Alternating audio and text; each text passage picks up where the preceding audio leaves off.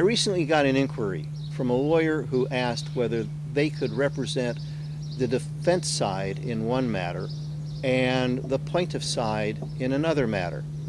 In other words, could they be a plaintiff's lawyer as well as have insurance defense clients? The ABA Model Rule 1.7 sort of gives us a two-handed response. On the one hand, Rule 1.7 says that a lawyer cannot represent two parties with directly adverse interests in the same matter. On the other hand, the rule also says that a lawyer may represent clients whose interests are opposite if the lawyer will be able to provide competent and diligent representation to each affected client. And what the ABA here is talking about is in the same matter. In other words, that's why we have waiver of conflicts letters. But what the inquiry was different.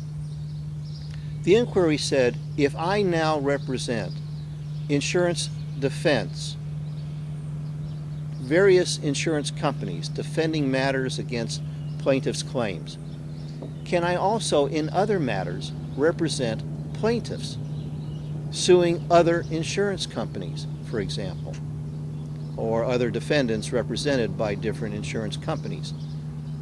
And the answer is yes, if, here's we go on the one hand, but then on the other hand, if your insurance companies, your defense insurance companies, A, don't get word of it, or B, if they do, are not upset by it. Now there's some pros and cons, as with everything.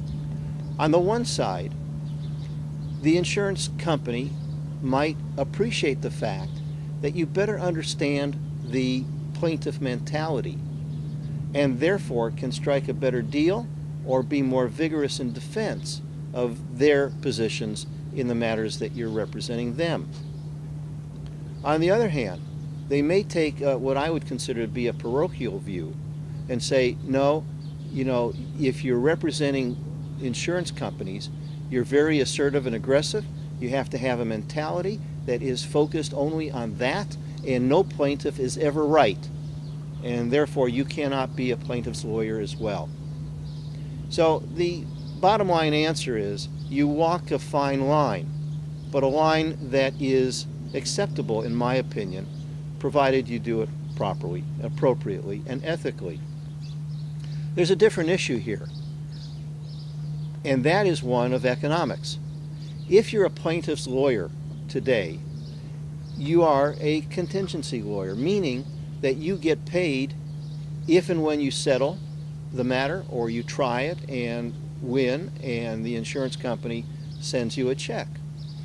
Well, that means that you're not getting payday every day of the week and sometimes not for several months.